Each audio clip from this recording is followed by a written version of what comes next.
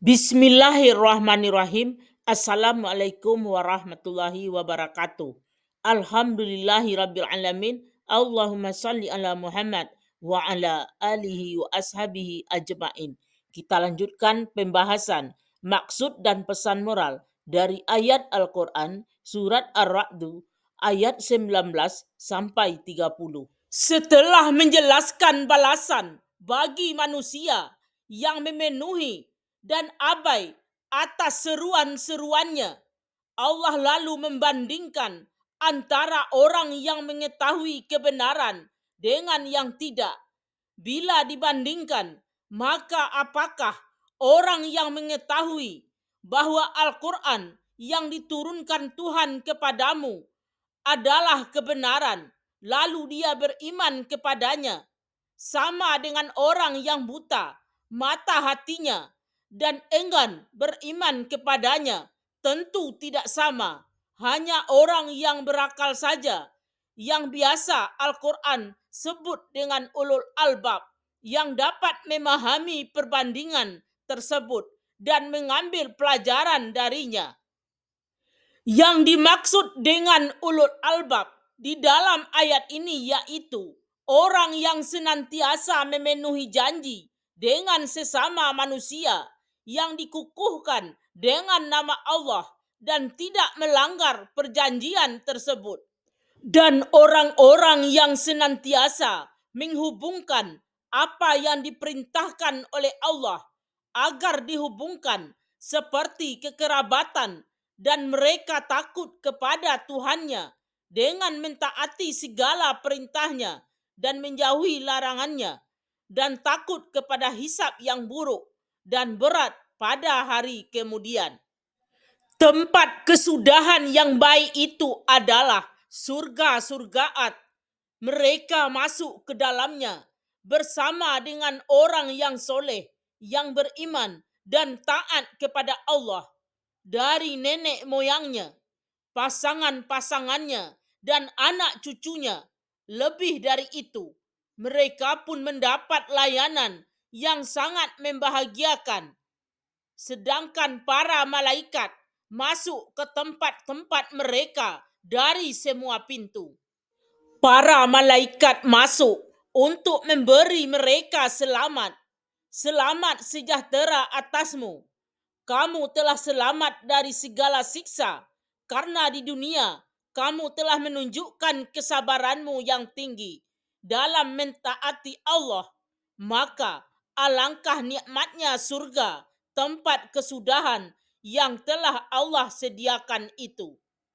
Dan sebagai kebalikan dari mereka yang menerima kebenaran adalah orang-orang yang menolak kebenaran dengan melanggar dan membatalkan janji dengan sesama manusia yang dikukuhkan dengan nama Allah setelah diikrarkannya, dan memutuskan apa yang diperintahkan Allah agar disambungkan, seperti hubungan kekerabatan, dan berbuat kerusakan di bumi dengan bermaksiat. Mereka itu memperoleh kutukan sehingga jauh dari rahmat Allah dan tempat kediaman yang buruk, neraka jahanam. Allah yang maha pemurah melapangkan rezeki bagi siapa yang dikehendaki dan membatasi rezeki siapa yang dia kehendaki terhadap hamba-hambanya. Mereka yang ingkar bergembira ria dengan kebahagiaan hidup yang mereka peroleh di kehidupan dunia. Padahal kehidupan dunia hanyalah kesenangan yang berlangsung begitu singkat dibandingkan dengan kehidupan akhirat yang kekal dan abadi.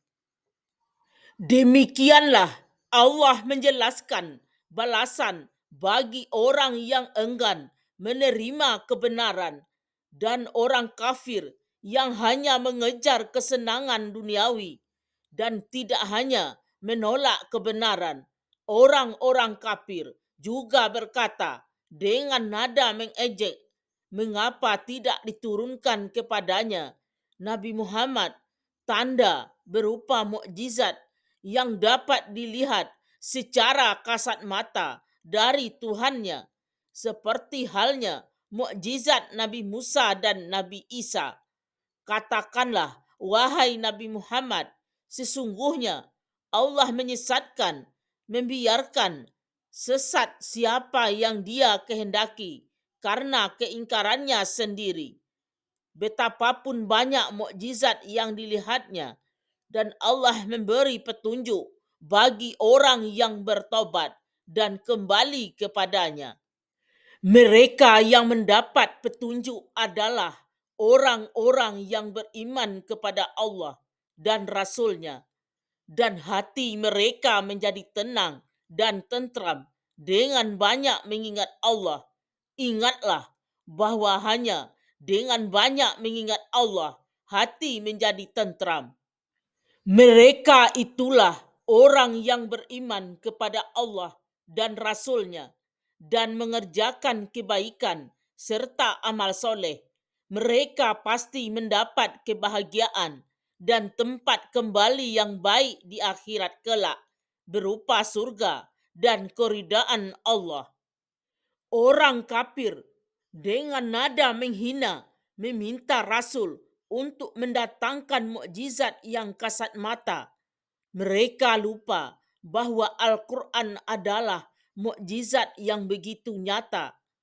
Wahai Nabi Muhammad, demikianlah kami telah mengutus engkau kepada suatu umat, yakni seluruh umat manusia sampai akhir zaman, yang sungguh sebelumnya telah berlalu beberapa umat manusia yang kepada mereka juga dikirim para rasul. Kami mengutusmu agar engkau bacakan kepada mereka Al-Quran yang kami wahyukan kepadamu. Padahal mereka tetap saja ingkar kepada Tuhan yang Maha Pengasih, Maha Penyayang. Katakanlah, Dia yang Maha Pengasih dan Maha Penyayang itu adalah Tuhanku, dan tidak ada Tuhan yang layak disembah selain Dia. Hanya kepadanya aku bertawakal dan berserah diri, dan hanya kepadanya aku bertobat dan memohon ampunan. Pelajaran yang dapat diambil dari surat Ar-Ra'd ayat 19 sampai 30. Yang pertama, Allah menurunkan Al-Quran kepada Nabi Muhammad SAW untuk disampaikan kepada seluruh umat manusia, dan diutus Rasulullah kepada umat manusia sampai akhir zaman. Dan Al-Quran adalah pedoman hidup. Yang kedua, orang-orang kafir tidak beriman kepada Al-Quran. Mereka menghina Rasulullah SAW dan kelak mereka mendapat azab dari Allah. Yang ketiga, hanya dengan mengingat Allah, hati manusia itu akan tentram dan tenang. Untuk itu, marilah kita selalu mengingat Allah Subhanahu wa Ta'ala, baik dengan membaca Al-Quran, berzikir, solat, dan amal ibadah lainnya. Mudah-mudahan kita mendapat ketenangan hati dan ketentraman jiwa. Demikianlah maksud dan pesan moral dari ayat Al-Quran surat Ar-Ra'd ayat 19 sampai 30. Alhamdulillahirabbil alamin. Assalamualaikum warahmatullahi wabarakatuh.